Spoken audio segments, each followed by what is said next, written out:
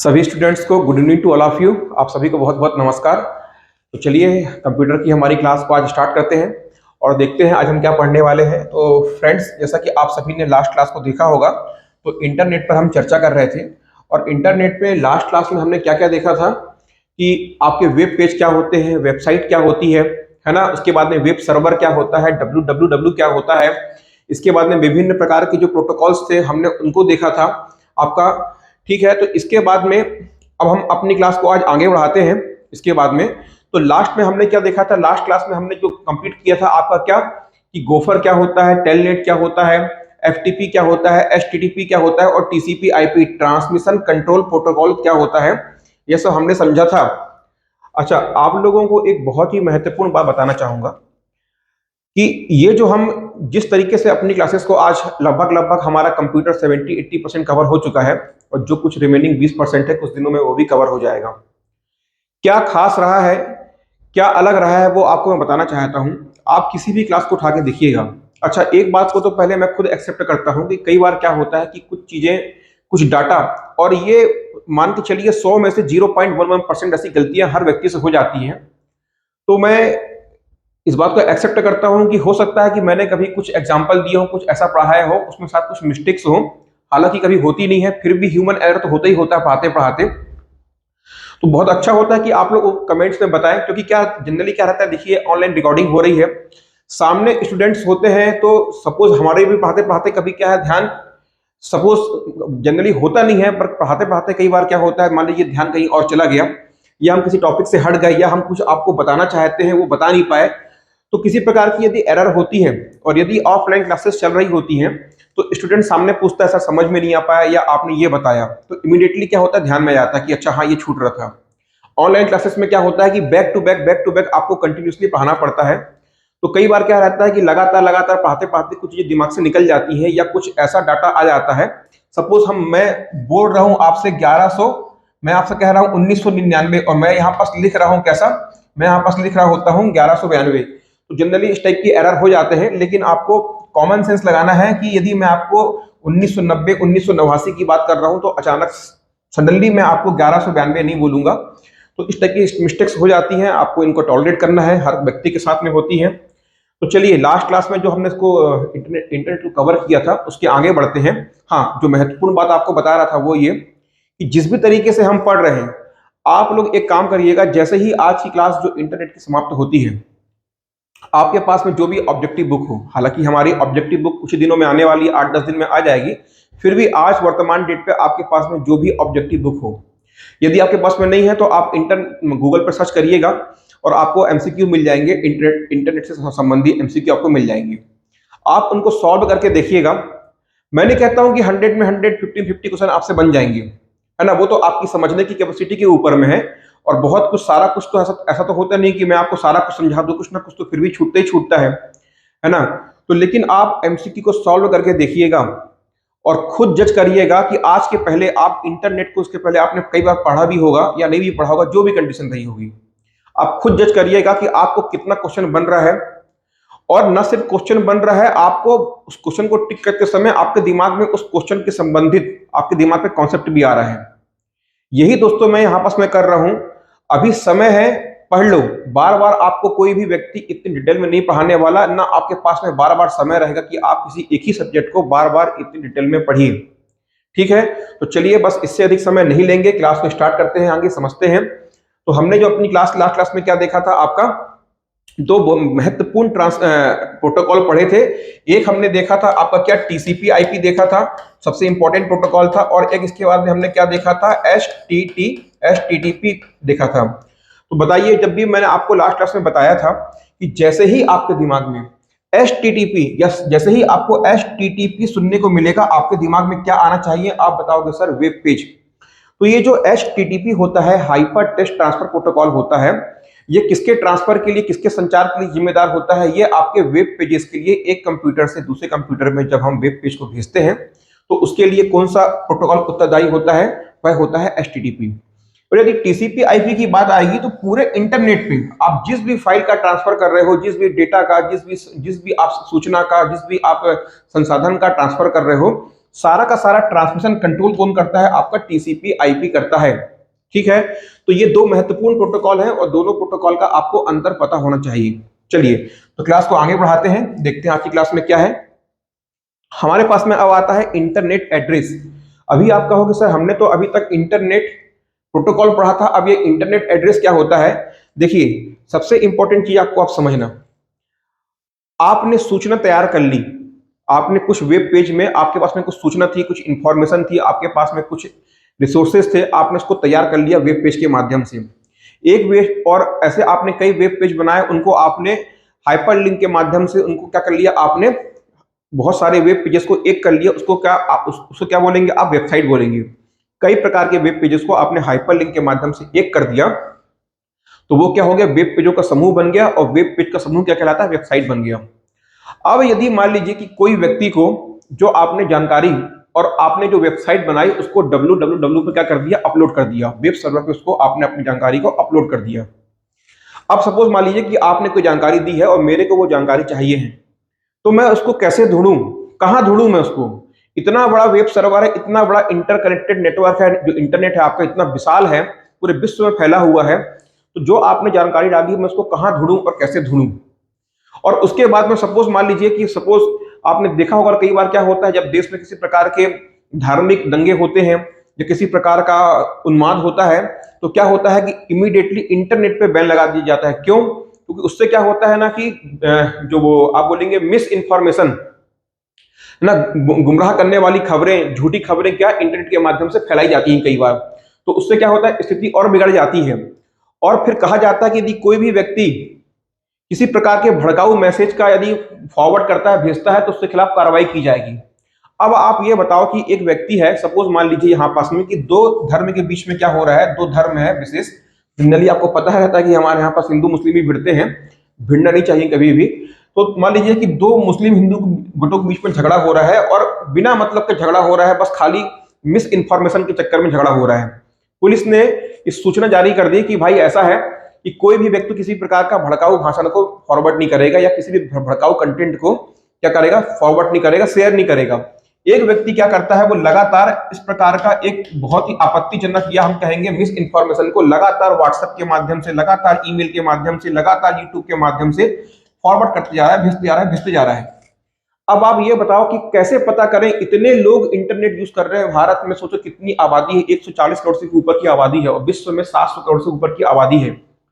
कैसे पता करें कि भाई ये जो इंफॉर्मेशन आ रही है किस कंप्यूटर से आ रही है, किस मोबाइल फोन से आ रही है? अब आप बताओ ना, एक एक व्यक्ति के पास में कई बार दो दो तीन तीन मोबाइल फोन होते हैं। यदि 100 करोड़ व्यक्ति भी यदि मोबाइल फोन और इंटरनेट को कंप्यूटर का यूज कर रहे हैं, तो कम से कम मैं आपको बता रहा हूं, नहीं नहीं में भारत में कम से कम 300 से 400 करोड़ जो आपके कंप्यूटर या मोबाइल डिवाइसेस होंगे। कहां से वो इंफॉर्मेशन आ रही है, कैसे पता करें?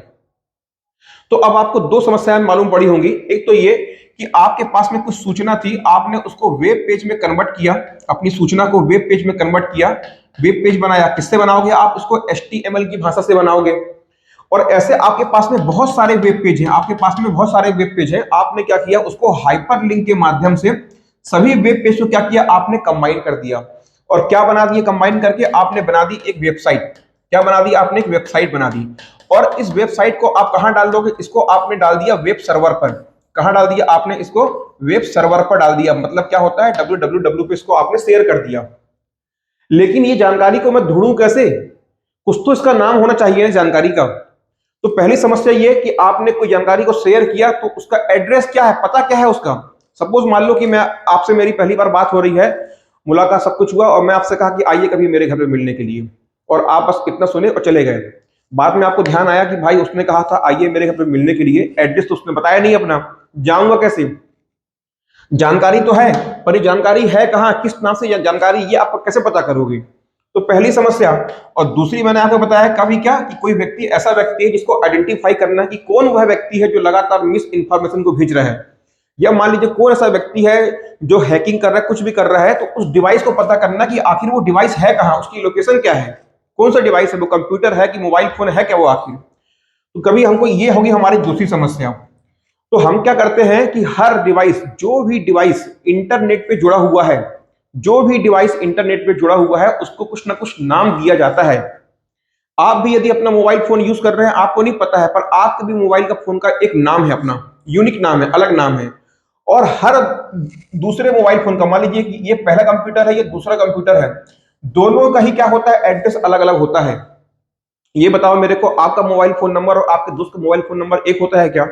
कभी भी दो मोबाइल फोन नंबर या दो कॉन्टेक्ट नंबर एक नहीं हो सकते। तो ये जितने भी एड्रेस होंगे ना, ये कभी भी एक समान नहीं होते, सबके अलग अलग होते हैं और यूनिक होते हैं, क्या विशेष होते हैं। ठीक इसी तरह से ये जो आपने वेब पेज बनाया या आपने वेबसाइट बनाई और उसको आपने वेब सर्वर पे अपलोड कर दिया, तो इसको कोई व्यक्ति कैसे सर्च करे, इसको कोई व्यक्ति कैसे ढूंढे? तो इस वेबसाइट का भी तो आपको नाम देना पड़ेगा ना भाई, इस वेबसाइट का नाम देना पड़ेगा आपको, तब तो मैं क्या करूंगा, उसको ढूंढूंगा इंटरनेट पे। तो इन्हीं सब समस्याओं का समाधान करने के लिए इंटरनेट एड्रेस टेक्निक का प्रयोग किया जाता है। आइए आपको पूरी कहानी समझने चलिए। तो ये क्या हो गया आपका इंटरनेट एड्रेस। तो अभी हमने क्या देखा, अब देखो यहां पास में आता है पहले आईपी एड्रेस, तो इसको हम क्या बोलते हैं, इंटरनेट प्रोटोकॉल। क्या बोलते हैं, इंटरनेट प्रोटोकॉल। दूसरा हमारे पास में आता है यूआरएल। यूआरएल का फुल फॉर्म होता है, अभी आगे फिर से अभी मैं समझाऊंगा आपको आगे क्लास में, इसका फुल फॉर्म होता है uniform uniform resource locator. Clear हो रहा है? और तीसरा होता है ईमेल एड्रेस। क्या होता है, ईमेल एड्रेस।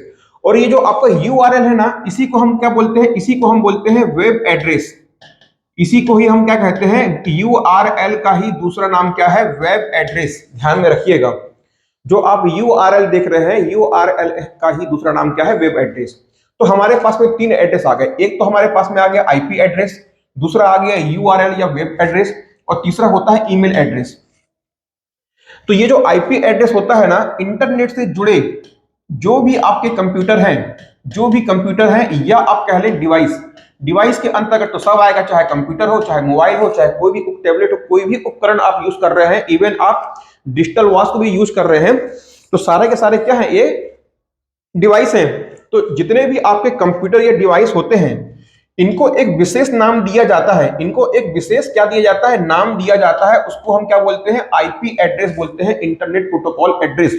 और क्यों दे रहे हैं, आपको समझ में आ गया ना कि भाई कौन वो व्यक्ति है जो इसको मैसेज कर रहा है, कौन वो व्यक्ति जो इसको कॉल कर रहा है। इंटरनेट पे एक एक प्रयोक्ता, जितना भी जो भी व्यक्ति इंटरनेट पे किसी न किसी डिवाइस के माध्यम से ही जुड़ता है, हर एक डिवाइस का अपना एक, उसको एक अलग नाम दिया जाता है। और यह नाम आप डिसाइड नहीं करते हो, यह नाम कौन डिसाइड करता है, जो इंटरनेट सर्विस प्रोवाइडर है वो डिसाइड करता है। इंटरनेट पर यह नाम प्रोवाइड किया जाता है आपको। और सारे के सारे दो व्यक्तियों के हर दो डिवाइस के नाम अलग अलग होते हैं। किसी भी डिवाइस का नाम, एक किसी भी डिवाइस का एड्रेस सेम नहीं होता है, नाम नहीं, सॉरी नाम मतलब क्या, उसका एड्रेस। तो ये जो आईपी एड्रेस है, ये किसको प्रोवाइड किया जा रहा है, जो भी इंटरनेट पर आपके कंप्यूटर या क्या जुड़े हुए हैं, आपके डिवाइस जुड़े हुए हैं, वो उनको आईपी एड्रेस। अब इसके बाद में मैंने आपको बताया था सेकंड नंबर पे क्या, कि जो भी आपने वेब पेज या वेबसाइट बनाई, उसको कुछ अपन को नाम देना है। तो वो नाम किसके लिए होता है, ये जो आपका यूआरएल देख रहे हो, मैं इसका फुल फॉर्म हटा रहा हूं अभी।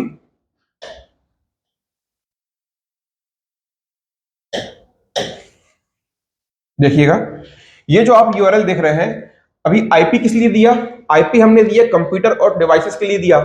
यूआरएल किसके लिए दे रहे हैं, जो भी आप वेब पेज बनाते हो, वेब पेज बनाते हो या क्या बनाते हो, वेबसाइट बनाते हो, वेबसाइट बनाते हो, जो भी आपने वेब पेज या वेबसाइट बनाई, आपने या किसी ने व्यक्ति ने बनाई, तो उसको क्या, यूआरएल का मतलब क्या होता है कि वेबसाइट या वेब पेजेस को नामकरण देना, उनको एक यूनिक नाम देना। हम क्या कर रहे हैं, ये नामकरण कर रहे हैं। नामकरण का मतलब क्या, उनको एक एड्रेस दे रहे हैं, उनका एक पता बता रहे हैं। ये क्या है, नाम या उनको एक पता देना, है ना। तो ये भी क्या है, क्या कर रहे हैं हम, वेबसाइट और वेब पेजेस को क्या दे रहे हैं, उनको एक एड्रेस दे रहे हैं कि भाई ये जानकारी जो है, इसका एड्रेस ये है, आप इस एड्रेस को डालो इंटरनेट पे, आपको वो जानकारी मिल जाएगी। अब तीसरा क्या आता है, ईमेल एड्रेस।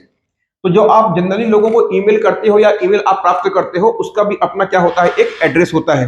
वो क्या हो गया, आपका ईमेल एड्रेस हो गया। क्लियर हो रहा है यहां तक? तो ये विशेषकर तीन प्रकार से हमारे एड्रेस होते हैं। एक होता है आईपी एड्रेस, दूसरा होता है यूआरएल जिसको हम बोलते हैं वेब एड्रेस, और तीसरा क्या होता है आपका ईमेल एड्रेस। तो चलिए समझते हैं आईपी एड्रेस को, कि आईपी एड्रेस क्या होता है। ठीक है, तो चलिए शुरुआत करते हैं किससे, इंटरनेट प्रोटोकॉल से। अब पढ़िए, इंटरनेट से जुड़े प्रत्येक कंप्यूटर या उपकरण को दिया गया एक विशेष अंकीय पता, क्या बोल रहा है, इंटरनेट से जुड़े प्रत्येक कंप्यूटर या उपकरण डिवाइस को दिया गया विशेष अंकीय पता, ये क्या होता है, यूनिक नाम होता है, यूनिक है ना, सबका अलग अलग। यूनिक का मतलब क्या होता है, विशेष का मतलब क्या होता है, जो दूसरा ना हो। तो ये क्या है आपका, प्रत्येक इंटरनेट से प्रत्येक जुड़े हुए कंप्यूटर या डिवाइस को दिया गया विशेष अंकीय पता होता है। अंकीय का मतलब इसमें शब्दों का प्रयोग नहीं किया जाता है मेरे भाई। यहाँ पास किसकी बात कर रहा है, ये यहाँ पास डिजिट्स की बात कर रहा है, डिजिट्स की, अंकीय पता की बात कर रहा है। यहाँ पास में एबीसीडी का यूज नहीं होता है, केवल अंकों का प्रयोग होता है। चलिए, इसके बाद में क्या, किसी भी दो कंप्यूटर का आईपी एड्रेस एक समान नहीं हो सकता है, इसको नोट्स करके समझिएगा। चलिए, इसके बाद में और खुद सोचिए ना, आपका मोबाइल नंबर और आप एक दूसरे व्यक्ति का मोबाइल नंबर यदि सेम कर दिया जाए तो लगातार क्या होगा, वही वाला सिस्टम होगा, हेलो बाबू भाई बोल रहे हो, बोलेगा नहीं बोल रहा हूं, हेलो असलम भाई बोल रहे हो, बोलेगा नहीं बोल रहा हूं। तो इसीलिए क्या होता है कि किन्हीं भी दो व्यक्तियों का आईपी एड्रेस सेम नहीं करेंगे, नहीं तो क्या होगा कि भाई जाना था गंगा राम के यहाँ, पहुंच जाएंगे माझी राम के यहाँ, समझ रहे हो। तो सभी कंप्यूटर, इंटरनेट पे जितने भी कंप्यूटर या डिवाइस होते हैं, सबका आईपी एड्रेस क्या होता है, अलग अलग होता है, होना भी चाहिए। अब जो आईपी एड्रेस होते हैं वो दो प्रकार के होते हैं, एक होता है स्टैटिक आईपी एड्रेस और एक होता है डायनेमिक आईपी एड्रेस। स्टैटिक क्या होता है, ये कभी भी चेंज नहीं होता है, हर दिन बदलता नहीं है। और ये जो आपका डायनेमिक आईपी एड्रेस होता है, ये समय के साथ बार बार क्या होते रहता है, चेंज होते रहता है। कई बार क्या होता है ना कि इंटरनेट पे सिक्योरिटी को ध्यान में रखते हुए कई बार डिवाइसेस या कंप्यूटर्स के आईपी एड्रेस को बार बार क्या इंटरनेट खुद चेंज करते रहता है, ताकि क्या है, सिक्योरिटी पर्पस से उसको चेंज किया जाता है। ठीक है, सपोज मान लीजिए कि भाई एक बड़ी सी बैंक का, एसबीआई बैंक का एक कंप्यूटर है, उसका अपना एक आईपी एड्रेस होगा।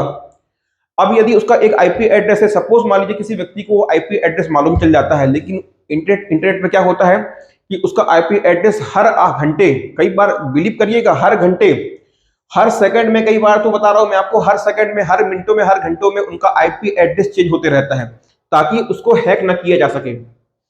चलिए, तो ये क्या हो गया आपका स्टैटिक आईपी एड्रेस हो गया, और ये क्या हो गया आपका डायनेमिक आईपी एड्रेस हो गया। तो यहां से आपका आईपी एड्रेस क्लियर हुआ। अब आगे बढ़ते हैं, देखो, फिर जो आपका आईपी एड्रेस है ना, वो बेसिकली इनको दो प्रकार में, दो वर्जन में बांटा गया है। आईपी, जो आपके आईपी एड्रेस होता है, ये जो आपका आईपी एड्रेस है, इसको बेसिकली कितने, दो वर्जन में बांटा गया है। एक होता है IPv4, एक होता है IPv4 और एक होता है IPv6। ठीक है, यहां से यदा कदा क्वेश्चन बने हुए हैं आपके एग्जाम में, व्यापम और पीएससी में, और एक आध दो बार तो भारी भरकम कठिन क्वेश्चन बने थे। वो कब बने थे, जब लोग इसको इतना डीपली पढ़ते नहीं थे। लेकिन व्यापम या पीएससी या जो भी एग्जामिनेशन बोर्ड होता है, वो इतने बदमाश चालाक होते हैं, इतने होशियार होते हैं कि क्या करते हैं कि आपको ना किसी भी टॉपिक से अंदर का एक डीपली क्वेश्चन देके छोड़ देगा और दोबारा 5 साल तक वहां से प्रश्न नहीं पूछेगा। अब पूरे 5 साल तक लड़के लोग क्या करेंगे, उसको पढ़ते रहेंगे, पढ़ते रहेंगे, पढ़ते रहेंगे। जैसी घटना हमारे साथ में इकोनॉमिक सर्वे पढ़ने में होती है, एक बार क्या करेगा, वहां से 10 नंबर का क्वेश्चन पूछ देगा, 10 क्वेश्चन पूछ देगा। दूसरी बार मालूम पड़ा मतलब 2 नंबर का क्वेश्चन पूछा। अब भैया लेके आप 100 पढ़ने का क्या आपका आर्थिक सर्वेक्षण को रटे जा रहे हो, ये डाटा वो डाटा मालूम पड़ रहा है, आया ही नहीं। तो ये इस प्रकार की जो चालाकी है ना, ये एग्जामिनेशन बोर्ड वाले करते हैं। तो एक बार क्या हुआ था, ये जो आपका इंटरनेट प्रोटोकॉल का वर्जन है, तो यहां से क्या किया था उसने, एक इस प्रकार से बनाया था कि निम्नलिखित में से कौन सा एक वैध आईपी एड्रेस है। दोबारा उसके बाद से आज से 5-7 साल हो गए वो क्वेश्चन को नहीं पूछा है। अब मजबूरी क्या होती है कि पढ़ाना पड़ता है, नहीं पढ़ाओगे तो फिर वो दोबारा क्वेश्चन आएगा तो बोलेंगे सर आपने पढ़ाया नहीं था। ठीक है, चलिए पढ़िए भाई, अपना काम तो पढ़ाना है ही है और आपका काम पढ़ना है ही है। तो ये क्या हो गया आपका आईपी एड्रेस दो प्रकार के होते हैं, एक होता है इंटरनेट प्रोटोकॉल वर्जन 4, इसको हम बोलते हैं IPv4, और दूसरा होता है इंटरनेट प्रोटोकॉल वर्जन 6, इसको हम बोलते हैं IPv6। अभी आपने इसके पहले देखा था जो आपका आईपी एड्रेस था वो एक विशेष पता था और कैसा था, अंकीय था, है ना। तो अब देखो, यह एक 32 बिट का क्या है आपका प्रोटोकॉल है या आईपी एड्रेस है। ये 32 बिट का होता है, ये 32 बिट का एड्रेस होता है जो कि 4 भागों में बटा होता है। ध्यान रखते जाना है, इन बातों को ध्यान रखना, आपको 4 भागों में बटा होता है। और जितने भी जो उसके भाग होते हैं, ये मान लीजिए पहला भाग है, दूसरा भाग है, तीसरा भाग है, चौथा भाग है। ये चारों भाग जो होते हैं, ये चारों भाग किससे, एक डॉट के माध्यम से क्या होते हैं, सेपरेट होते हैं। चारों ही भाग क्या होते हैं, डॉट के माध्यम से सेपरेट होते हैं। इसके बाद में क्या होता है, प्रत्येक पार्ट 8 बिट का, क्या प्रत्येक पार्ट, ये जो आप एक पार्ट दिखाई दे रहा है, ये आपको एक पार्ट दिखाई दे रहा है, तो प्रत्येक पार्ट जो होते हैं वो कितने कितने बिट के होते हैं, 8 बिट के होते हैं। और यह जो आपको 8 बिट का एक पार्ट दिखाई दे रहा है, इसी को हम क्या कहते हैं, ऑक्टेट। इसको हम क्या कहते हैं, ऑक्टेट। तो आपके IPv4 वर्जन में कितने ऑक्टेट होते हैं, तो आप बताओगे 4 ऑक्टेट होते हैं। अच्छा देखो, ये कितने बिट का है, ये 32 बिट का है। अब आप मेरे को बताओ कि एक बिट बराबर, सॉरी 8 बिट बराबर, 8 बिट बराबर कितना बाइट होता है, तो आप बताओगे एक 8 बिट बराबर, 8 बिट बराबर कितना होता है, 1 बाइट होता है। तो 32 बराबर कितना होगा, 32 बराबर होगा 4 बाइट। कितना, 4 बाइट। तो याद रखना, कई बार क्या करेगा, आपसे पूछ लेगा कि IPv4 वर्जन है ये कितने बाइट का होता है, तो आप बताओगे 4 बाइट का या 32 बिट का होता है। 4 बाइट या 32 बिट दोनों ही क्या होते हैं, इक्वल होते हैं। इसके बाद में IPv4 4 ऑक्टेट से मिलकर बना होता है। मैंने आपको बता दिया कि 4 भाग होते हैं और एक एक भाग कितने, 8 बिट का होता है। और ये जो 8 बिट का एक भाग है, इसको हम क्या कहते हैं, इसको हम कहते हैं ऑक्टेट। चलिए अब आगे बढ़ते हैं। इस प्रकार 32 बिट का एड्रेस तैयार होता है। आईपी एड्रेस कम से कम 00 से शुरू होता है। ये जो आईपी एड्रेस जो होता है ना, ये किसका, ये बात हो रही है IPv4 के लिए, है ना, ध्यान में रखना। IPv4 के लिए शुरुआत होती है 0 से और 255 तक चलता है। कभी भी आपको कोई भी आईपी एड्रेस को रिप्रेजेंट करना है तो आप 0 के पहले नहीं जाओगे, मतलब माइनस में नहीं जाओगे, और 255 के आगे नहीं जाओगे। और ध्यान में रखना 0.12 इस टाइप का भी नहीं होता है, पॉइंट में भी नहीं होता है, केवल नंबरिंग में आगे बढ़ता है, 0 1 2 3 इस प्रकार से आगे बढ़ता है। ना तो 255 के आगे होगा और ना ही पॉइंट में होगा, ना ही -0 के बाद अर्थात क्या माइनस में होगा, केवल और केवल 0 से 255 के बीच में होगा। इसको आपको ध्यान में रखना है। अब आप यहां पास देखना, फिर क्या बोलता है आगे कि ये हो गया, मतलब 0 से स्टार्ट हो रहा है और 255 255 255, मतलब प्रत्येक ऑक्टेट में, हर एक ऑक्टेट में 255 से ऊपर का अंक नहीं होगा। आ रही है बात समझ में। इसके बाद में देखिए उदाहरण, एक वैध, मतलब क्या, वैलिड, एक वैध आईपी एड्रेस क्या है, देखिए 192 दिखाई दे रहा है, फिर ये देखिए यहां पास डॉट लगा दिया। समझ में आ रहा है आपको, दिख रहा है, ये देखो ये डॉट लगा दिया। फिर क्या लिखा, 168 लिखा, डॉट लगाया। 56 लिखा, हाँ लिख सकते हैं, डॉट लगाया। 155 लिखा। तो देखो कितने ऑक्टेट बने, पहला ऑक्टेट, ये दूसरा, ये तीसरा, ये चौथा, और कितने डॉट प्रयोग हो रहे हैं, 1 2 3 डॉट प्रयोग हो रहे हैं। आ रहा है बात समझ में। यदि यही पास में क्या बोलता कि 100, यहां पास में क्या 19 लिखता, 119, उसके बाद में यहां पर डॉट लगाता, क्या लिखता, 182, डॉट लगाता, यहां पास लिखता 269, और डॉट लगा के यहां पास लिखता क्या, 010। यदि मान लो ये लिखता, तो बताओ क्या ये वैलिड होगा, ये वैलिड नहीं होगा। क्यों, क्योंकि 255 से ऊपर की वैल्यू नहीं होनी चाहिए, तो ये क्या वैलिड नहीं होगा। तो ये क्या हो गया आपका इंटरनेट प्रोटोकॉल वर्जन 4 हो गया। यदि आपसे पूछ ले कि जो आईपी एड्रेस, यदा कदा आपसे पूछ सकता है, बहुत डीपली जाएगा, तो आपको बता रहा हूं कि आईपी एड्रेस कितने क्लास में बटे होते हैं, क्या आपके आईपी एड्रेस कितने कितने क्लास में, तो जो आपके आईपी एड्रेस, इनको कितनी क्लास में बांटा जाता है, तो ये 5 क्लासों में इनका वर्गीकरण किया गया है। इसको नोट करके रखिएगा, चांस बहुत कम है पूछने का, हो सकता है पर पूछ ले। तो जो आपका आईपी एड्रेस होता है वह 5 क्लास में, IPv4 या IPv6 की बात नहीं कर रहा हूं, ओवरऑल आईपी एड्रेस की बात कर रहा हूं कि आपके जो आईपी एड्रेस होते हैं वो 5 क्लासेस में बटे होते हैं, ABCDE में, ठीक है। चलिए अब आते हैं इंटरनेट प्रोटोकॉल वर्जन 6 पे। तो ये क्या होता है, देखिए अभी एक बात समझना। अब ये जो आईपी एड्रेस क्या है, ये किसी भी कंप्यूटर या सिस्टम को दिया गया उसका एड्रेस है, और ये एक अंकीय पता है। अब आप कहोगे सर 32 बिट, दुनिया में तो हजारों करोड़ों की संख्या में इंटरनेट प्रयोग करने वाले डिवाइस हैं, 32 बिट से क्या काम चलेगा। तो ये जो एड्रेसिंग दी जाती है ना, ये जो उनको आवंटन किया जाता है एड्रेस का, ये 2 की घात 32 होता है गुरु, क्या 2 की घात 32। ये जो एड्रेस आप करोगे ना, 32 बिट एड्रेस होने का मतलब होता है 2 की घात 32। अब आप सोच लो 2 की घात 32 अंक, सपोज आपके पास में 2 अंक हैं, 1 और 2, तो 1 और 2 से आप कितने नंबर बना सकते हो, तो बताओगे 1 1 1 2 2 1 2 2। तो केवल 2 अंकों से कितने बना रहे हो आप, 4 बना रहे हो। सोचो 2 की घात 32 अंक से आप कितने बनाओगे। लेकिन क्या हुआ, समय के साथ में डिवाइस बढ़ते गए, कंप्यूटर मोबाइल बढ़ते गए, अब ये सफिशिएंट नहीं रहा। तो अब क्या आया, एक नया वर्जन आया, वो क्या हो गया आपका IPv6। ये कितना होता है, ये 128 बिट का होता है। सोचो कहां 2 की घात 32 था, अब क्या कर दिया गया, एड्रेस का जो आवंटन कर रहे हो आप 2 की घात 128 कर दिया आपने। बताओ कितना लंबा ये जाएगा। जब दो अंक केवल 1 और 2 मिलकर 4 बनते हैं तो 2 की घात 128 अंक से कितने एड्रेस बनेंगे, क्योंकि हमको हर डिवाइस को, हर कंप्यूटर को, हर मोबाइल को कुछ ना कुछ एड्रेस देना ही देना है। तो IPv6 क्या होता है, ये 128 बिट का होता है। ये बात क्लियर हो गई। इसमें कुल कितने, देखो 2 की घात 128 IP एड्रेस होते हैं। यह 8 भागों में बटा होता है, समझना, ध्यान रखना कि ये 4 भागों में बटा हुआ था, इसको हमने सीधे डबल कर दिया, 8 भाग में कर दिया। इसके बाद में ये, इसमें एक बात को और ध्यान में रखना, मैं इसको हटाता हूं ताकि यहां पर कुछ मेरे को और बतलाते बने। जब तक के लिए आप इन चीजों को नोट कर लो, जो नोट करने वाली चीजें हैं, ताकि आप बाद में कंफ्यूज ना हो। यहां से ये आपके लिए नोट करने वाली बात है। और क्या याद करोगे, एड्रेसिंग तो आप इसको ऐसे करोगे, इसको आप नोट कर लो, फिर मैं आपको बतलाता हूं जल्दी फटाफट।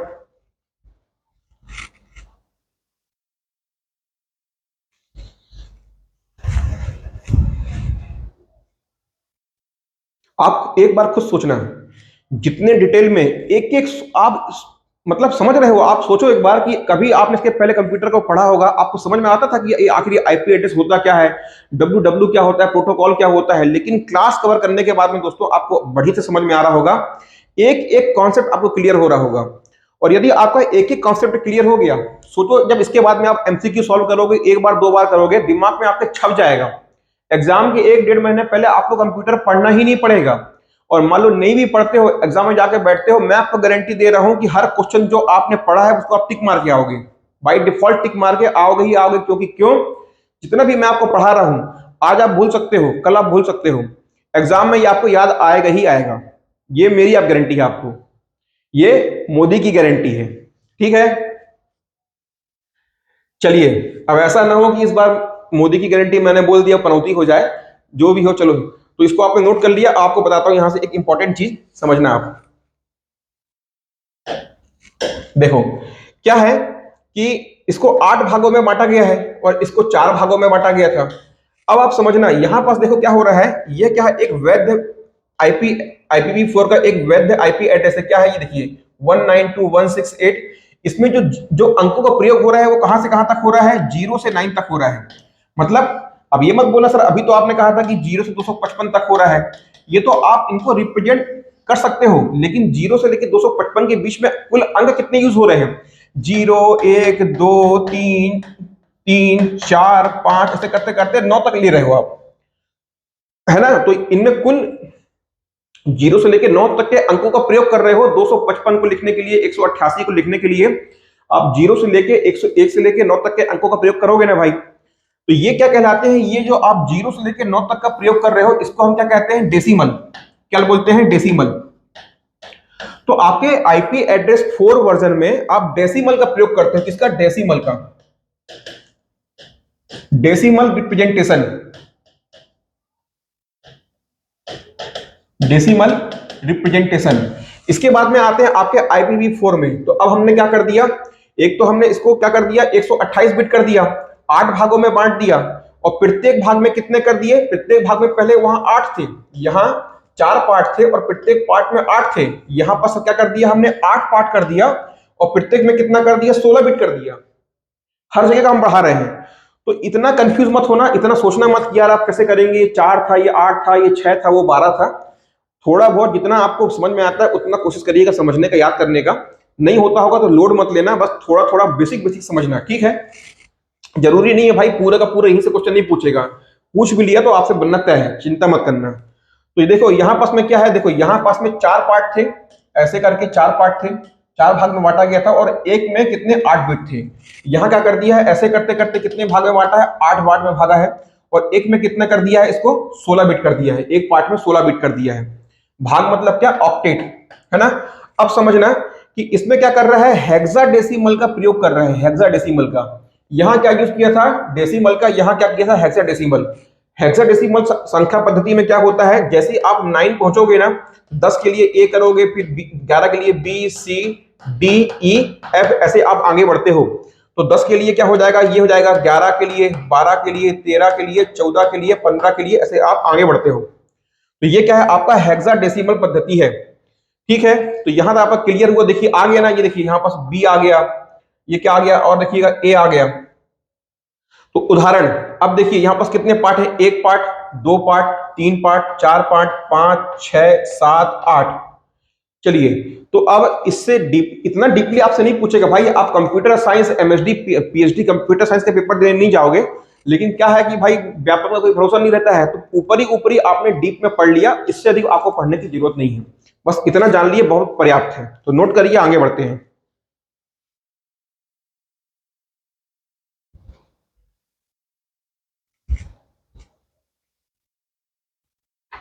चलो, तो ये क्या हो गया, हमारा इंटरनेट प्रोटोकॉल के दोनों वर्जन समाप्त होते हैं।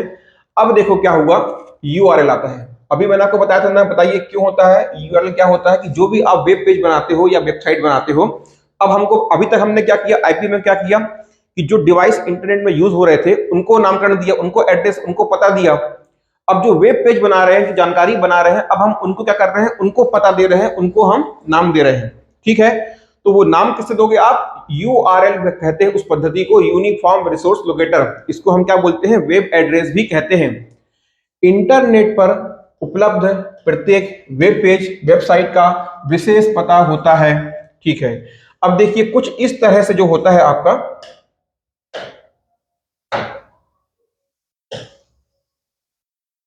समझ में आ रहा है, कुछ इस तरीके से जो है आपका यूआरएल आपको एड्रेस देखने को मिलता है।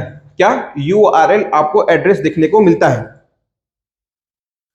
अब एक बात समझना कि इसमें इंपॉर्टेंट क्या होता है, उसको देखिएगा आप यहां पास से, कि सबसे पहला इसका पार्ट आपको दिखाई दे रहा है, इसको आप जो नंबर वन क्या है देखना, यहां पास ये क्या है, एक प्रोटोकॉल है। तो प्रोटोकॉल क्या होता है, इसका एक आपके यूआरएल का एक भाग होता है। फिर क्या दिखाई दे रहा है आपको, बताओ मेरे को, ये क्या है आपका www, क्या होता है बताओ मेरे को, वेब क्या होता है, वेब सर्वर होता है। ये क्या होता है आपका, वेब सर्वर। तो सेकंड पार्ट क्या आ गया आपका, यहां से वेब सर्वर आ गया, ये क्या होता है, वेब सर्वर, सेकंड नंबर का पार्ट हो गया। और ध्यान रखना, यहां पास में आपको ये डबल कॉलम दिखाई दे रहा है, ये डबल डॉट दिखाई दे रहा है, और दो स्लैश, इसको क्या बोलते हैं, slash, double column and slash, double column and slash आपको ये दिखाई दे रहा है। तो ये भी क्या होते हैं, आपके यूआरएल के पार्ट होते हैं। इसके बाद में एक चीज और देखना, अब आपको क्या दिखाई दे रहा है, ये दिखाई दे रहा है आपको गूगल। ये गूगल क्या होता है, इसको हम कहते हैं डोमेन नेम, डोमेन नेम, या इसको हम कह सकते हैं, और क्या कह सकते हैं, ये होता है आपका होस्ट। ये जो क्या होता है आपका, ये इसको हम डोमेन नेम कहते हैं, या हम इसको क्या बोलेंगे, वेबसाइट का नाम, होस्ट नेम, जो आपको सर्विस प्रोवाइड कर रहा है। तो ये क्या हो गया आपका, होस्ट नेम। अभी डोमेन नेम देखिए, घबराना मत कि डोमेन नेम क्या होता है, कि आगे समझाऊंगा। होम नेम, होस्ट नेम, या हम इसको सिंपली बोल देंगे वेबसाइट का नाम, वेबसाइट का नाम, वेबसाइट का नाम। ये जो आपको गूगल दिखाई दे रहा है, ये क्या है आपका डोमेन नेम, या इसको हम बोलेंगे होस्ट नेम, या क्या कहेंगे, वेबसाइट का नाम। नंबर 3, अब ये जो नंबर 4 आपको दिखाई दे रहा है, ये क्या है आपका .com दिखाई दे रहा है आपको, इसको हम क्या कहते हैं, इसको हम कहते हैं डोमेन कोड। ये क्या है आपका डोमेन कोड, अभी आगे समझाऊंगा, टेंशन मत लेना। ये क्या है आपका डोमेन कोड, ये क्या है आपका डोमेन कोड। ये जो आपको स्लैश के बाद में HTML दिखाई दे रहा है 5वें नंबर पे, ये क्या है, ये है पाथ, ये आपको बताता है कि आपको जाना कहां है।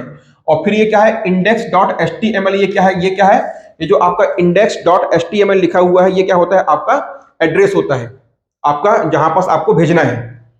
ठीक है, तो ये क्या हो गया आपका यूआरएल, इस प्रकार से होता है। पहला प्रोटोकॉल है, इसके बाद में ये डबल कॉलम टेक्स्ट से आया, 2 बार स्लैश आएगा। फिर ये www क्या है आपका वेब सर्वर है ना। ये गूगल क्या है, आपकी वेबसाइट का नाम है या होस्ट नेम है जो आपको सर्विस दे रहा है। .com क्या है, ये है डोमेन कोड, है ना। और फिर ये HTML क्या है, यहां पास ये क्या है, ये है पाथ। बस इतना समझिएगा, इसको नोट करिए, फिर आगे देखते हैं।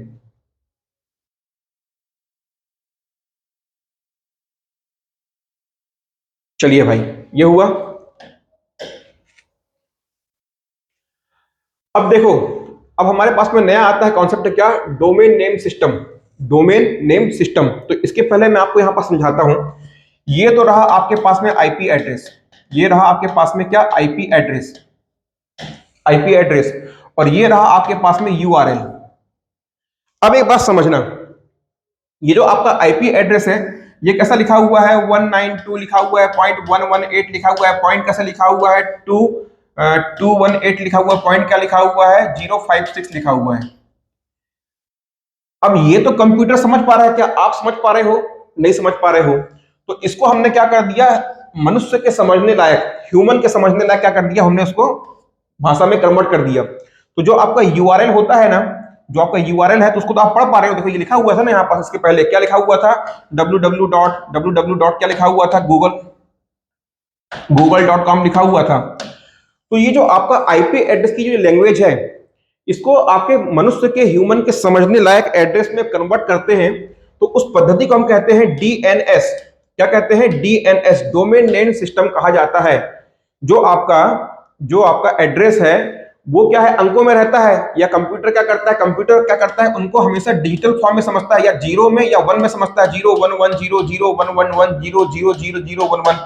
तो कंप्यूटर तो केवल डिजिटल भाषा को समझता है, मशीन भाषा को समझता है, लेकिन हम तो नहीं समझते हैं ना।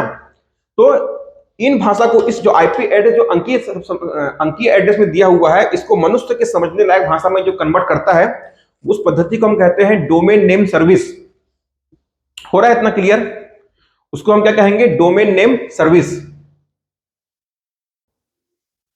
ठीक है, तो ये क्या हो गया आपका यूआरएल। तो आईपी एड्रेस जो आपके अंकीय एड्रेस होते हैं, उसको मनुष्य के समझने लायक भाषा में कौन कन्वर्ट करता है, आपका डीएनएस। इसको हम क्या कहते हैं, डोमेन नेम सिस्टम। हो रहा है क्लियर? चलिए, तो हमने क्या देख लिया, डोमेन नेम सिस्टम। तो अब पढ़िए क्या है डोमेन नेम सिस्टम, क्या होता है उसको समझ लेते हैं एक बार। देखिए, देखो, इंटरनेट से जुड़े प्रत्येक कंप्यूटर या उपकरण को सर्वर द्वारा एक विशेष अंकीय पता दिया जाता है, जिसके हम क्या कहते हैं, आईपी एड्रेस कहते हैं। ठीक है भाई, डोमेन नेम सिस्टम संख्याओं से बने आईपी एड्रेस को शब्दों से बने डोमेन नेम में बदल देता है। इसको, जो संख्या से बने हुए आईपी एड्रेस है, इनको किसमें बदल देता है, शब्दों से बने हुए डोमेन नेम में बदल देता है ना, बदल देता है, और जो याद रखने और उपयोग करने में आसान होते हैं। इसके बाद में क्या, डोमेन नेम सिस्टम में सभी डोमेन नेम तथा उससे संबंधित आईपी एड्रेस का संग्रह होता है। जब हम किसी वेब ब्राउजर पर किसी वेबसाइट का डोमेन नेम टाइप करते हैं, तो डोमेन नेम सिस्टम को उसी अंकीय पता आईपी एड्रेस में बदल देता है। अब आपको समझ में आ रहा होगा ना कि भाई देखो, एक तो है कंप्यूटर, और दूसरा कौन है हमारे पास में, एक है इंसान। अब दोनों एक दूसरे की भाषा को नहीं समझ सकते, तो इसके बीच में हमको कुछ तो चाहिए जो क्या करे, दोनों के बीच में एक इंटरफेस का काम करे। तो डोमेन नेम सिस्टम क्या है कि जो भी हम डिवाइस को आईपी एड्रेस दे रहे हैं, वो अंकों में दे रहे हैं, लेकिन आदमी उसको समझ नहीं पाता है। तो आदमी के समझने के लिए, मनुष्य के समझने के लिए, उसको क्या कर दिया, एक हमने उसके समझने वाली भाषा में कन्वर्ट कर दिया। तो वह कौन करता है, डोमेन नेम सिस्टम उस पद्धति को कहते हैं। और जो नाम परिवर्तन होता है, सपोज मान लीजिए कि यहाँ पास में क्या था, यहाँ पास में था 112, है ना, इस प्रकार से जो भी था, उसको हमने बदल के क्या लिख दिया, उसको हमने बदल के लिख दिया उसको हमने बदल के लिख दिया क्या, .com। अभी समझाऊंगा आपको मैं। तो ये, अब आपको ये तो समझ में नहीं आ रहा था भाई ये कौन सा एड्रेस है, पर ये तो कुछ कुछ आपको समझ में आ रहा है, .com, है ना। तो मनुष्य के समझने लायक लैंग्वेज में उसको कन्वर्ट कर दिया। और ये क्या था, देखो, ये पहले आईपी एड्रेस था, और ये क्या है, डीएनएस के द्वारा बदलने के बाद में ये नया नाम आया। तो इसको हम क्या बोलते हैं, इसी को हम बोलते हैं डोमेन। इसी को हम क्या कहते हैं, डोमेन नेम। तो बदला गया नाम जो मनुष्य की भाषा में बदला गया है, जिसको मनुष्य समझ सकता है, उस बदले गए नाम को क्या कहते हैं, डोमेन नेम कहते हैं। और इस पद्धति को क्या कहते हैं, डोमेन नेम सिस्टम कहते हैं, जो आपके आईपी एड्रेस को मनुष्य के समझने लायक भाषा में कन्वर्ट करता है। चलिए, तो क्या हो गया, डोमेन नेम सिस्टम में सभी डोमेन नेम तथा उससे संबंधित आईपी एड्रेस का संग्रह होता है। जब भी हम किसी वेब ब्राउजर पर किसी वेबसाइट का डोमेन नेम टाइप करते हैं, तो डोमेन नेम सिस्टम उसे अंकीय या आईपी एड्रेस में बदल देता है। पहले हमको समझने के लिए बदला, और यदि कंप्यूटर को समझना है तो .com को इसमें बदल देगा। क्या करता है, दोनों जगह का वो काम करता है। इसके बाद में क्या बोल रहा है, देखो कि डोमेन नेम केस सेंसिटिव नहीं होता है। केस सेंसिटिव का मतलब क्या होता है कि जब कभी भी आप डोमेन नेम लिख रहे हो ना, तो वहां पास जरूरी नहीं है कि आपने COM ये ऐसा लिखा है, कि आपने COM ऐसा लिखा है, कि आपने गूगल को ऐसे लिखा हुआ है, कि आपने गूगल को ऐसे लिखा हुआ है। मतलब क्या है, इसको आपने कैपिटल में लिखा है या आपने इसको स्मॉल लेटर में लिखा है, इससे कोई फर्क नहीं पड़ता है। अर्थात ये केस सेंसिटिव नहीं होता है। इसके बाद में क्या है, देखो वो क्या बोल रहा है कि कैपिटल लेटर्स और स्मॉल लेटर्स में टाइप करने पर समान परिणाम प्राप्त होते हैं। चलिए इसको नोट कर लीजिए आप लोग, इसका स्क्रीनशॉट लीजिए, फिर आगे बढ़ते हैं। तो ये क्या हो गया, आपका डोमेन नेम सिस्टम हो गया।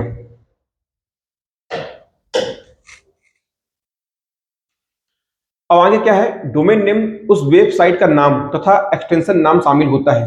क्या होता है कि हम किसी वेबसाइट को नाम दे रहे हैं, जो आपने एक वेब पेज बनाया है, जो आपने एक वेबसाइट बनाई है, उसको हम एक नाम दे रहे हैं। तो उसमें क्या होता है कि पहले तो उसमें एक वेबसाइट का नाम होता है, और साथ में क्या होता है, उसका एक एक्सटेंशन होता है, मतलब उसका एक शॉर्ट फॉर्म लिख दिया जाता है और उसका कुछ अर्थ होता है, समझिएगा। तो डोमेन नेम में एक वेबसाइट का नाम होता है और उसका एक्सटेंशन नाम होता है, ये आपको याद रखना है। प्रत्येक वेबसाइट का अपना अलग अलग नाम होता है, जबकि एक्सटेंशन नाम कुछ पूर्व निर्धारित होता है। जैसे कि क्या है, देखो आपने देखा होगा गूगल.com, और आपने देखा होगा yahoo.com।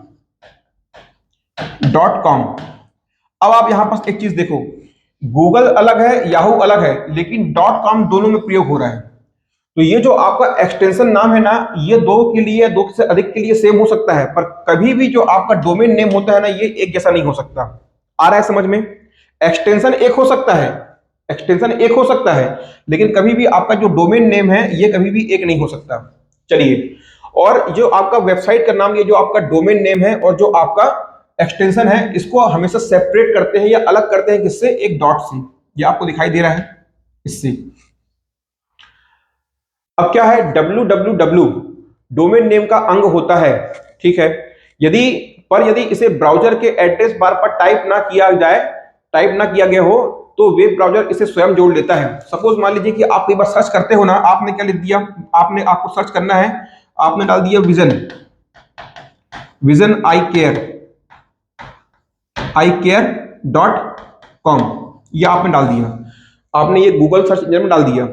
तो ये क्या करता है, ऑटोमेटिकली यहां पर जो आपका कंप्यूटर सिस्टम है ना, जो आपका नेटवर्क है, इंटरनेट है, वो ऑटोमेटिकली क्या करता है, ये डोमेन नेम सिस्टम है, ये ऑटोमेटिकली www को जोड़ लेता है। जैसे आपके इंडिया का कोड क्या होता है, 0 होता है। तो लेकिन जब कभी भी आप क्या करते हो, किसी व्यक्ति को कॉल लगाते हो, नए व्यक्ति कॉल लगाते हो, तो जो भी उसका मोबाइल नंबर हो, तो आप उसके सामने 0 जोड़ो या ना जोड़ो, ऑटोमेटिक क्या है, जब आप कॉल लगा रहे होते हो ना, तो वो जो संचार कंपनी है, वो 0 को जोड़ लेती है। ठीक उसी तरह से www को भी URL डोमेन नेम सिस्टम के अंतर्गत आप टाइप करो या ना करो, ऑटोमेटिक उसमें ऐड हो जाता है।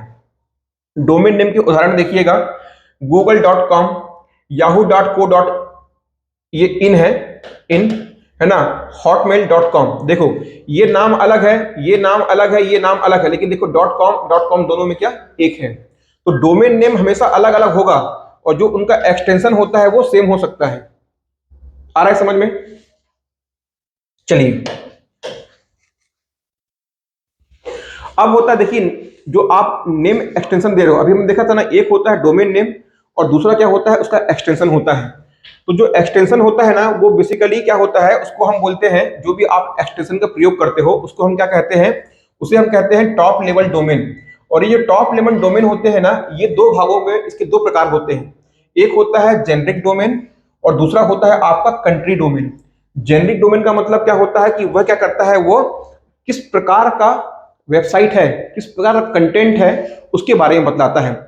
जैसे कभी आपने देखा होगा .edu लिखा हुआ है, इसका मतलब क्या होता है, एजुकेशनल। .com लिखा हुआ है, इसका मतलब क्या होता है, कॉमर्शियल। .org लिखा हुआ है, इसका मतलब क्या होता है, ऑर्गेनाइजेशन। और एक क्या होता है, जैसे ये .net लिखा हुआ है, इसका मतलब क्या होता है, नेटवर्किंग। .co लिखा हुआ है, मतलब क्या होता है, कंपनी। इन्फो का मतलब क्या होता है, इंफॉर्मेशन।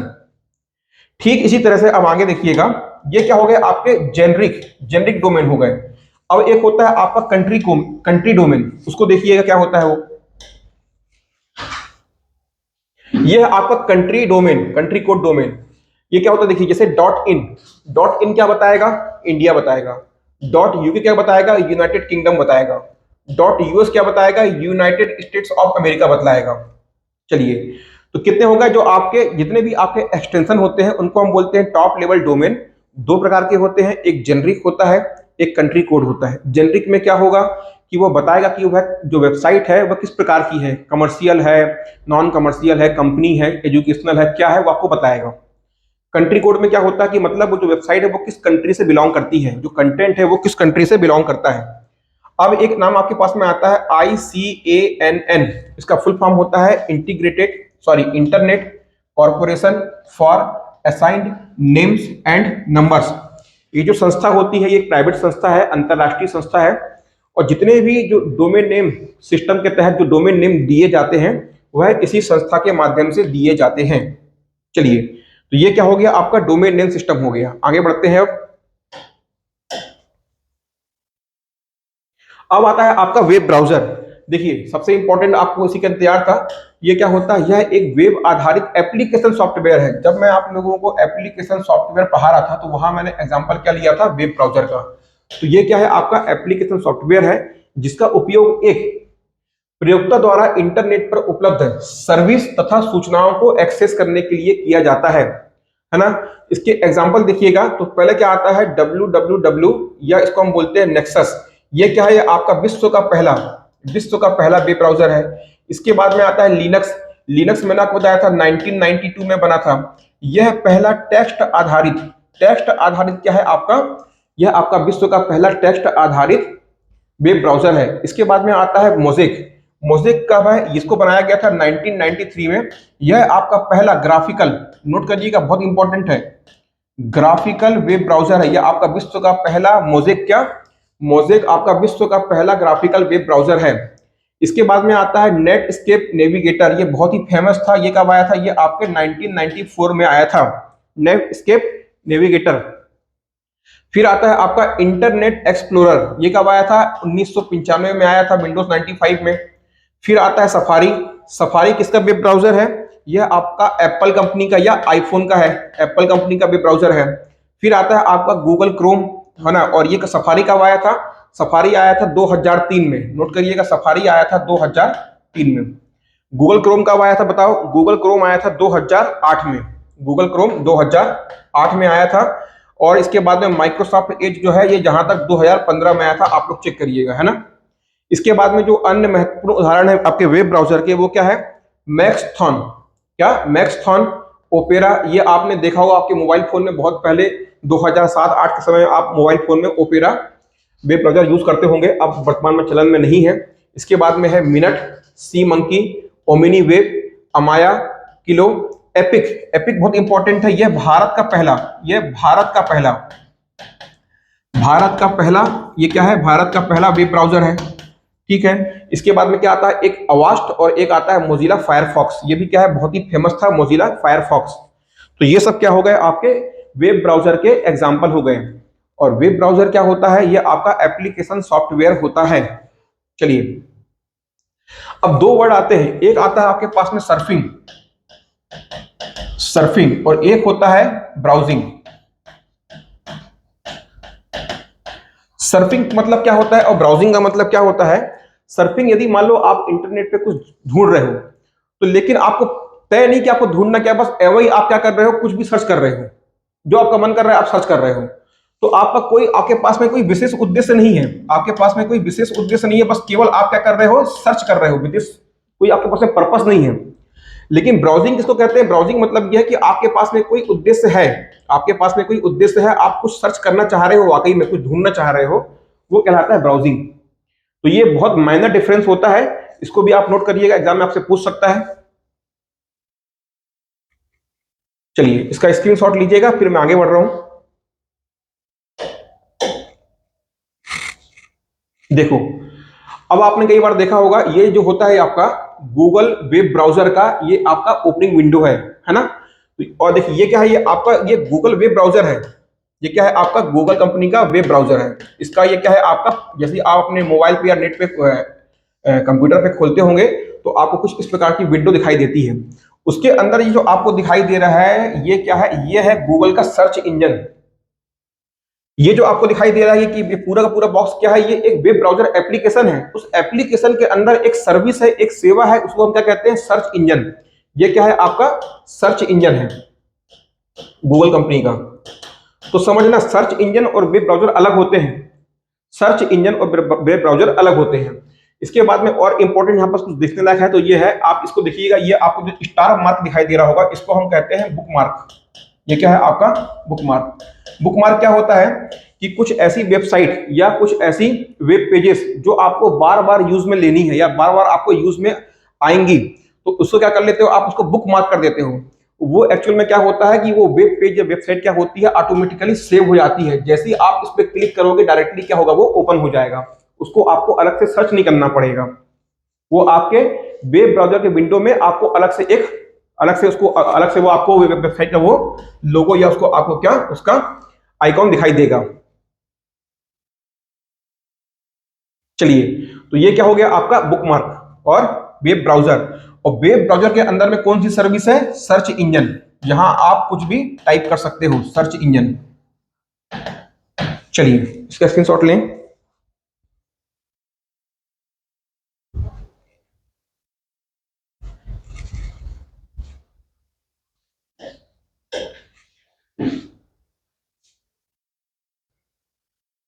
तो चलिए, अभी हमने क्या देखा था, वेब ब्राउजर के अंदर हमको एक सर्विस, एक सेवा दिखाई दी थी, क्या, सर्च इंजन।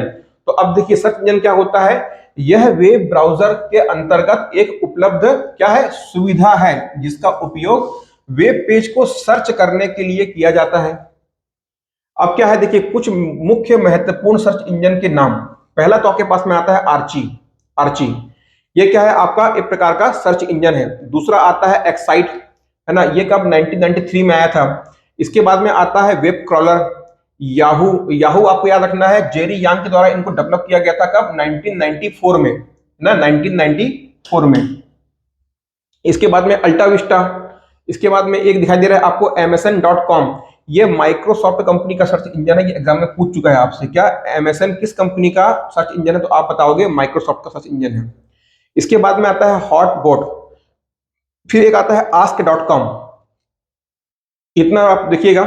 इसके बाद में देखते हैं इसके और एग्जांपल क्या क्या है आपके सर्च इंजन के। एक आता है आपका बहुत ही इंपॉर्टेंट गूगल, है ना, ये क्या है आपका गूगल कंपनी का सर्च इंजन है। बेसिकली इसको जो है ना 4 सितंबर 1998 में, है ना, क्या आपके 4 सितंबर 1998 में इसको इनिशियली इसको लॉन्च किया गया था। और आप कहोगे सर, जब आप मेरे इंटरनेट का आप विकास या इतिहास बता रहे थे तो वहां आपने बताया था गूगल के बारे में, सर्च इंजन के बारे में सन 2006। वो अभी आपको थोड़ी देर में क्लियर करता हूं, लेकिन उसको आप करेक्ट करिएगा।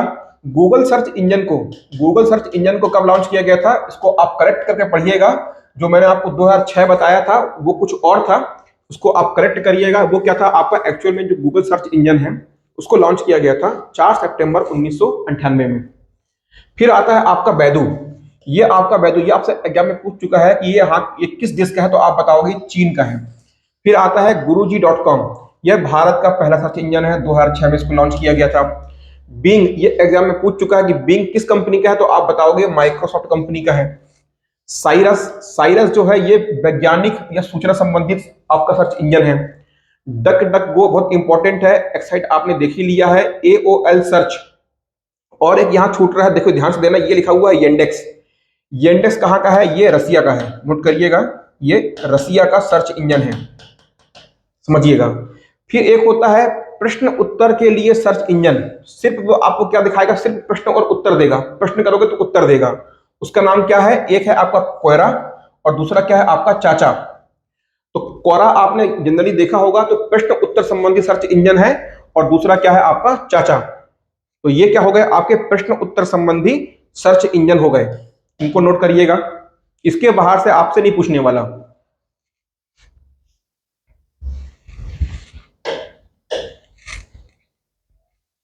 अब आता है वेब क्रॉलिंग। व्यापम का फेवरेट है, ये कई बार पूछ चुका है अलग अलग नाम से। तो देखो वेब क्रॉलिंग क्या होता है, ऐसी प्रक्रिया जिसमें सर्च इंजन सभी उपलब्ध वेबसाइट को स्कैन करता है। देखो कई बार क्या होता है कि आप सर्च इंजन में कुछ, आपने कुछ सर्च किया, कई बार देखा होगा आपने कि क्या करते हो, जैसे ही आप दोबारा कोई चीज उससे रिलेटेड सर्च करते हो, आपने एक अक्षर टाइप किया होता है और वो अपने आप ऑटोमेटिकली खुल जाता है। मतलब आपकी जो सर्चिंग हिस्ट्री है ना, उसको सेव कर लिया जाता है और उसको एक पेज के माध्यम से, एक क्रम के माध्यम से उसको तैयार कर लिया जाता है। आप जैसे सपोज आपने सर्च किया फेसबुक, फेसबुक, या आपने सर्च किया मान लीजिए फ्लिपकार्ट, फ्लिपकार्ट। तो जैसे ही आप अपने सर्च इंजन में FL डालोगे, ऑटोमेटिकली क्या कर देगा, वो फ्लिपकार्ट को खोल देगा। क्यों, इसी के माध्यम से। इसको क्या बोलते हैं, वेब क्रॉलर। इसका एक और नाम क्या होता है, इसको हम और जानते हैं वेब स्पाइडर, या इसको हम बोलते हैं रोबोट, या तो इसको हम कहते हैं बोट या क्रॉलर। तो इसी के वेब क्रॉलिंग का ही अन्य नाम क्या है, वेब स्पाइडर, या इसको हम बोलते हैं वेब इंडेक्सिंग। वेब इंडेक्सिंग भी इसका एक नाम है। इंडेक्स तैयार कर देता है आपकी सर्च की हुई हिस्ट्री का। इसके बाद में बहुत महत्वपूर्ण टर्म आता है SERP। जनरली इसके बारे में आपको समझने की जरूरत नहीं है, आपसे इसका फुल फॉर्म पूछ सकता है। SERP क्या होता है, सर्च इंजन रिजल्ट पेज। जो कुछ भी आप सर्च इंजन में सर्च करते हो उससे संबंधित जितने भी पेजेस होते हैं उसको ओपन करना ही क्या कहलाता है, सर्च इंजन रिजल्ट पेज कहलाता है। दूसरा होता है SEO, उसको हम कहते हैं सर्च इंजन ऑप्टिमाइजेशन।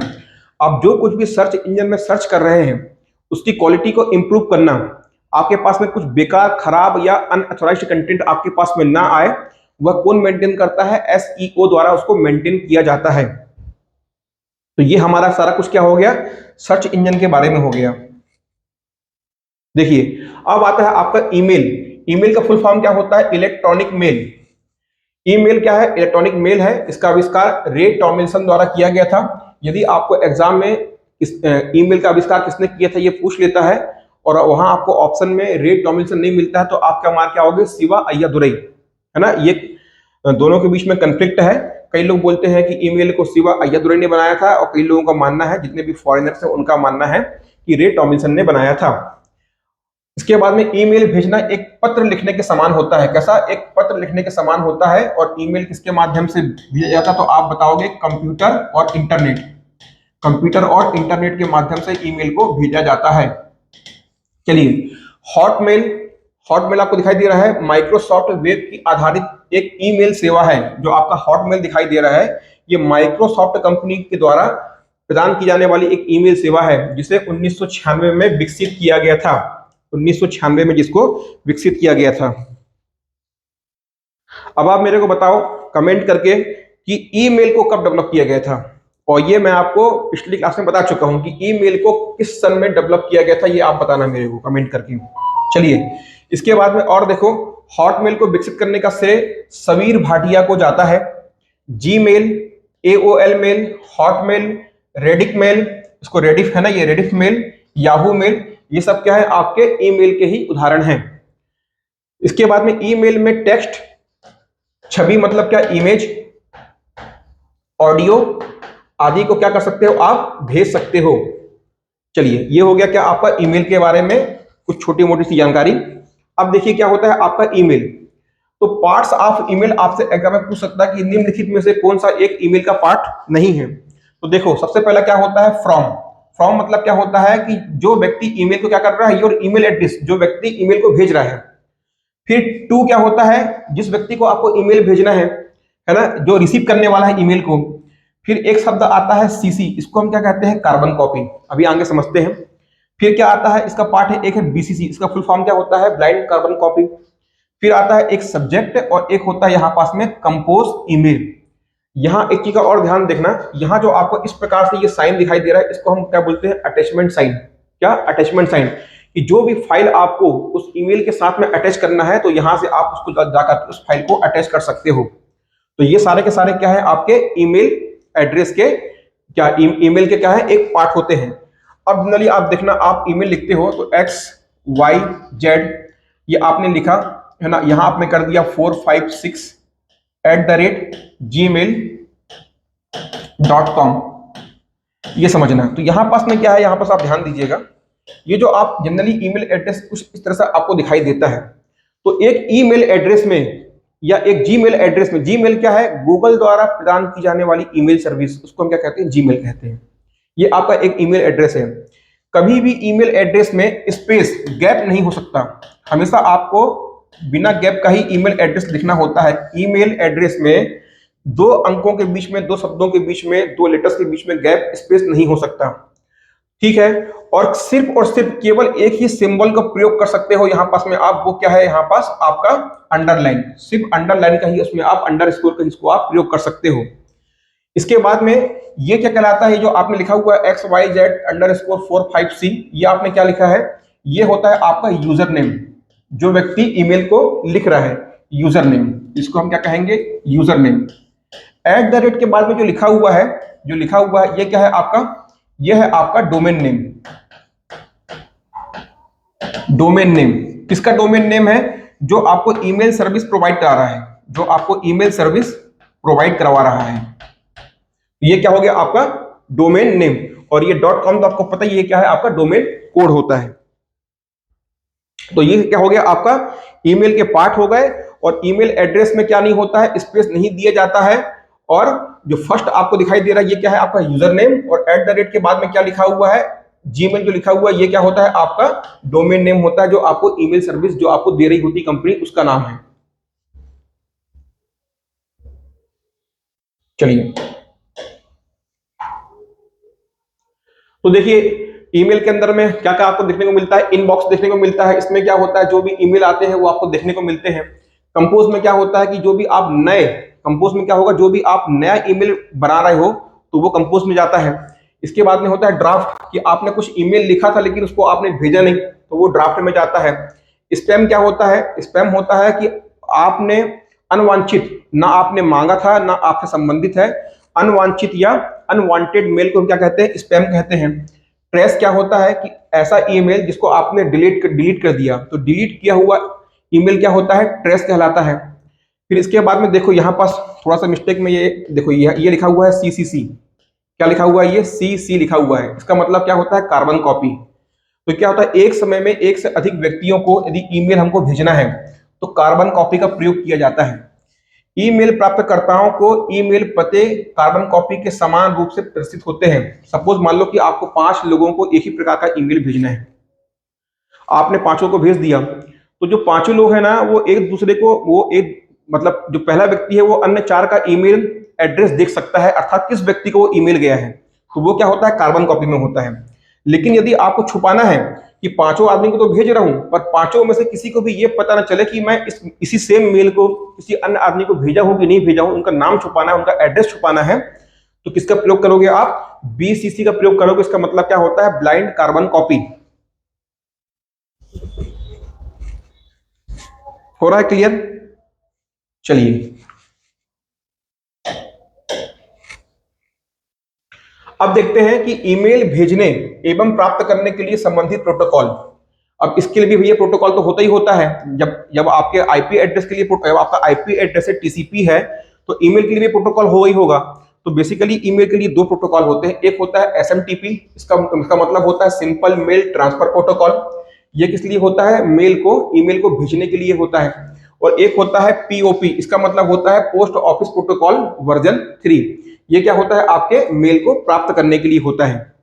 तो एसएमटीपी मेल को भेजने के लिए, और पीओपी 3 किसके लिए, मेल को प्राप्त करने के लिए।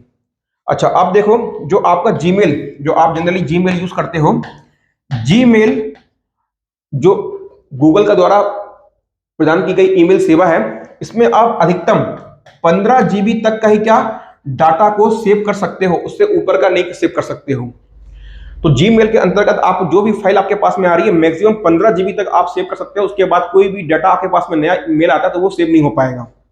एक प्रश्न, बहुत इंपॉर्टेंट प्रश्न बनता है कि किसी भी व्यक्ति को जब आप मेल भेज रहे हो, तो एक बार में आप अधिकतम कितनी साइज का मेल भेज सकते हो। कितने साइज का मतलब क्या, कितने साइज मतलब क्या, कितने एमबी का, जीबी का। तो आप मैक्सिमम से मैक्सिमम 25 एमबी का, कितने 25 एमबी का एक बार में आप किसी भी व्यक्ति को मेल भेज सकते हो। अच्छा, एक बार में आप उसको 25 एमबी की फाइल, जो भी आप फाइल या डेटा भेजोगे तो वो मैक्सिमम से मैक्सिमम 25 एमबी की होनी चाहिए, उससे ऊपर की नहीं। अच्छा, एक बार में कितनी फाइल भेज सकते हो, तो एक बार में आपका मन एक से अधिक आप जितनी भी फाइल भेज दो, वो कोई उस पर कोई रोक टोक नहीं है। एक बार में आप एक से अधिक कितनी भी फाइल भेज दो। सपोज आप 10 फाइल भेज रहे हो, आप 10 फाइल भेज रहे हो, लेकिन ये 10 फाइल मिला के 25 एमबी से ऊपर का नहीं होना चाहिए। ठीक है, तो कंफ्यूज मत होना कि आपको जीमेल जो है आपको वो 15 जीबी का सर्विस दे रहा है, और ये जो आपका क्या है, जब आप किसी को मेल भेज रहे हो तो 25 एमबी से ऊपर की फाइल नहीं होनी चाहिए। और एक बार में आपका जितना मन, 5-10 फाइल जितनी आपको भेजनी उतनी फाइल भेज दो, उसमें कोई रोक टोक नहीं है। तो अनलिमिटेड फाइल आप भेज सकते हो, लेकिन 25 एमबी से ऊपर की ना हो। चलिए, इसके बाद में आता है आर्टिफिशियल इंटेलिजेंस। ये क्या है, ये आपका इंटरनेट का क्या है, एक प्रकार का हम बोल सकते हैं इसको एप्लीकेशन है। तो एआई, तो एआई क्या होता है, आपको सभी को पता है, इसका फुल फॉर्म क्या होता है, आर्टिफिशियल इंटेलिजेंस। और इसके बाद में हम बात कर लेते हैं एआई के बारे में। तो आप जो एआई के जनक हैं वो कौन है, जॉन मैकार्थी। कौन है एआई के जनक, कौन होते हैं, जॉन मैकार्थी। इसके बाद में एक एआई बेस्ड एक सर्विस है, वो आपने सुना होगा, चैट जीपीटी। तो आपसे एग्जाम में इसका फुल फॉर्म पूछ सकता है। चैट का मतलब तो चैट ही होगा, जीपीटी का मतलब होता है जनरेटिव प्री ट्रेंड ट्रांसफार्मर। यह एक प्रकार का चैटबॉट है, सॉफ्टवेयर का उदाहरण है। ये क्या है, एक प्रकार का सॉफ्टवेयर है जिसे अमेरिकन कंपनी ओपन एआई ने बनाया था। तो आपसे यदि पूछ ले कि चैट जीपीटी किसने बनाया था, तो आप बताओगे ओपन एआई नाम की अमेरिकन कंपनी ने। कब बनाया था, 2022 में बनाया था। और किसने बनाया था, तो आप बताओगे इसमें कि इसको किसने बनाया था, तो आप बताओगे क्या, सैम ऑल्टमैन और ग्रेग, दो व्यक्ति ने बनाया था, सैम ऑल्टमैन और दूसरा कौन था, ग्रेग ब्रोकमैन। तो ये चैट जीपीटी को इनने बनाया था। इसके बाद में गूगल कंपनी के द्वारा बनाया गया चैट जीपीटी क्या है, चैटबॉट। क्या है, चैटबॉट। जो आपका चैट जीपीटी क्या है, ये एक प्रकार का चैटबॉट सॉफ्टवेयर है। तो गूगल कंपनी ने कौन सा चैटबॉट बनाया है, उसका नाम है जिमिनी। ये आपसे एग्जाम में पूछ सकता है, जिमिनी। ये क्या है, गूगल कंपनी का चैटबॉट है। भारत का पहला चैटबॉट क्या है, लेक्सी। क्या है, भारत का पहला चैटबॉट का नाम क्या है, लेक्सी। तो ये क्या हो गया आपका ओपन एआई। आइए और क्या है, अब अंतिम में आपके सिलेबस में लिखा हुआ है, तो उसकी तो कोई सीमा नहीं है कि वो क्या क्या पूछ ले, फिर भी हम जो भी महत्वपूर्ण है परीक्षा एग्जाम की दृष्टि से उसको समझते हैं। तो विभिन्न सरकारी विभागों की वेबसाइट, तो देखिए फुल फॉर्म पूछ सकता है आपसे सीजी सॉन का। तो क्या होता है, देखिए छत्तीसगढ़ का तो आप बता दो कि सीजी का क्या छत्तीसगढ़ होगा। सॉन का फुल फॉर्म क्या होता है, state wide area network. Chhattisgarh का खुद का ये क्या है, एक प्रकार का अपना नेटवर्क है, जो कि सभी जिलों में क्या है, फैला हुआ है, विस्तारित है, पूरे राज्य में ये कवरेज देता है। ये क्या है आपका, छत्तीसगढ़ का अपना एक पर्सनल नेटवर्क है। फिर आता है सीजी गवर्नमेंट की ऑफिशियल वेबसाइट का क्या नाम है, तो आप बताओगे www.cgstategov.in। आगे देखिए चिप्स।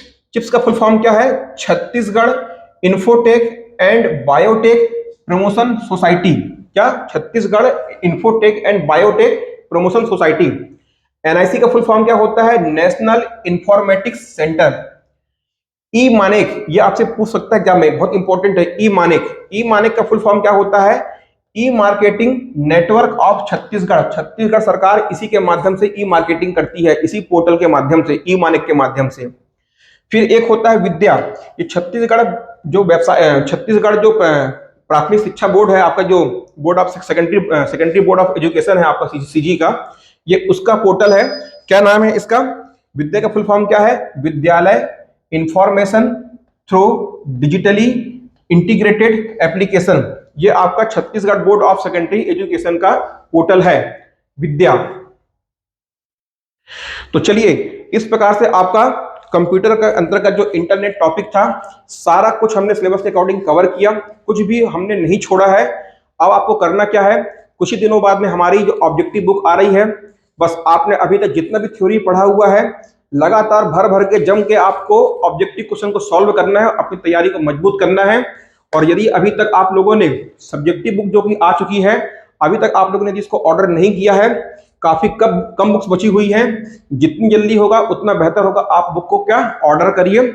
ऑर्डर करने संबंधित जो भी जानकारी है वो आपको ऑलरेडी आपके YouTube चैनल पर दी जा चुकी है। तो चलिए फिर मिलते हैं अगली क्लास में, तब तक के लिए आप सभी को बाय बाय।